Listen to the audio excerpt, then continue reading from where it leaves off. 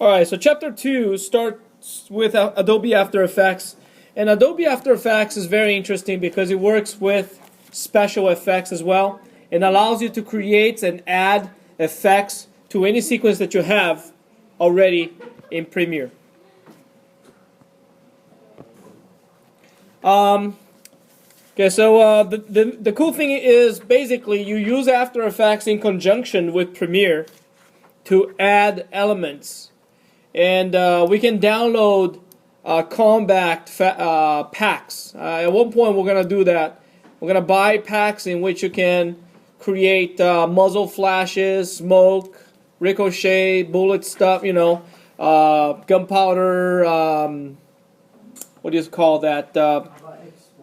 Explosions, all kinds of stuff, you know. And that's when you add that to your timeline. You use After Effects to do that.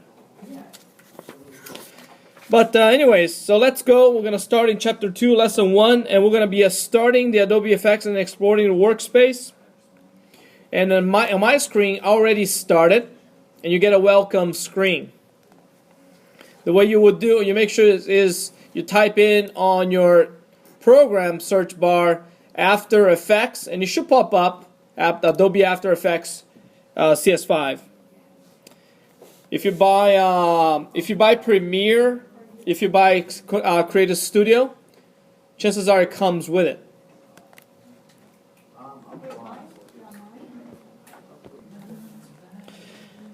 Alright, so we're going to close this welcome screen. It's useful, welcome screen useful because it shows you the recent projects without you having to go find them. But sometimes it can get a little complicated because maybe you're working with various versions of the same project. So, you know, and at this point we're not going to look at it. We're not going to use this welcome screen. Again, the interface is fairly similar. You'll be able to change workspaces. And there are several different types of workspaces in here. But we're going to choose the one for this lesson that is animation. Okay, so this is a little different than your Premiere window. I mean, you have a monitor, you have a place in which you have assets, but then you have a lot of property panels in here that you can actually use. Okay, so anyway, so we're on the workspace of animation. We're gonna go ahead and play different ones. Effects gives you different panels to work with. Minimal doesn't give you many panels. Motion tracking, paint, standard, text, and so on. It doesn't really matter.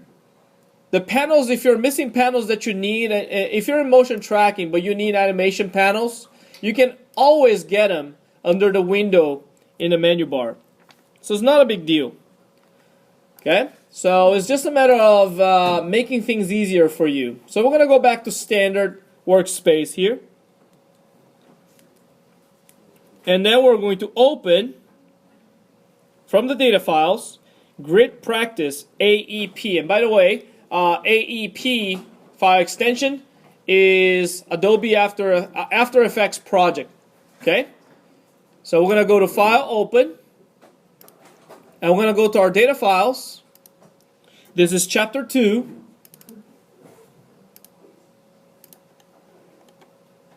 Premiere, Data Files, Chapter 2, and we're going to open Grid Practice. Make sure you verify that the file name is correct on the top. And we're going to choose Grid and Guide options on the bottom of the composition panel. My composition panel is this larger one, and on the bottom of this we're going to look for the choose grid and guide options. Is this guy right here in between the percentages and the time code. Click on that, and then you're going to choose grid. That gives us a grid. And grids and guides are very useful in Adobe After Effects because it allows you to be very precise in placing elements on the screen. They don't render on the final product, okay? They're just a guide. We're gonna go to Edit, and then we're gonna go to After Effects. Wait, edit. Wait. Mine only says like duplicate. Preferences, and Grids and Guides. Alright, so we're going to go to the color box. On the color box here, we're going to click on the color box to open the grid color dialog box. And then we're going to click the large color space to change the color to a bright yellow. So we're going to change this, drag this down, and we're going to go to a bright yellow here, as shown in figure 7. And then you're going to click on OK. So now we just changed the color of the grid. It's not going to really apply until we actually see it. And then click on OK on the Preferences dialog box. And now you change the grid to yellow. We're going to now show the rulers as well. So click on View on the menu bar. And then click on Show Rulers or Control R to show the rulers. We're going to position the mouse pointer over the left ruler on this left side here. And we're going to click and drag to the grid to create a vertical line. And we're going to get close to release the mouse pointer when we are at the 300 pixels. So we're going to click on this ruler here and release it when it's on 300. So my screen, click and drag all the way to 300. It doesn't need to be exact, but the closer you get, the better it's going to be. Now we're going to move on. We're going to repeat the process here for the top ruler. And we're going to create a horizontal guide anywhere in the composition. So how do you create a guide, a horizontal guide? You go to the ruler, you click and drag, and this one you put anywhere. I'm going to put it at 200.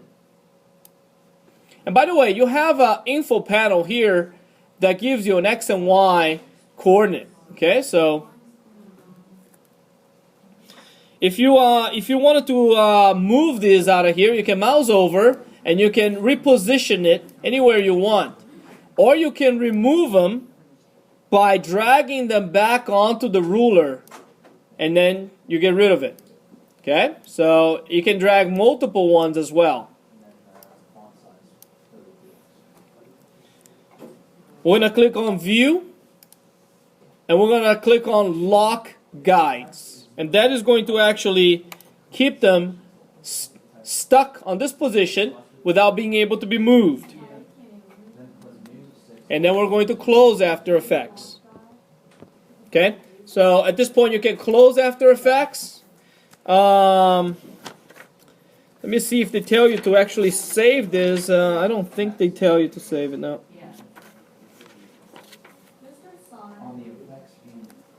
Just close and don't save.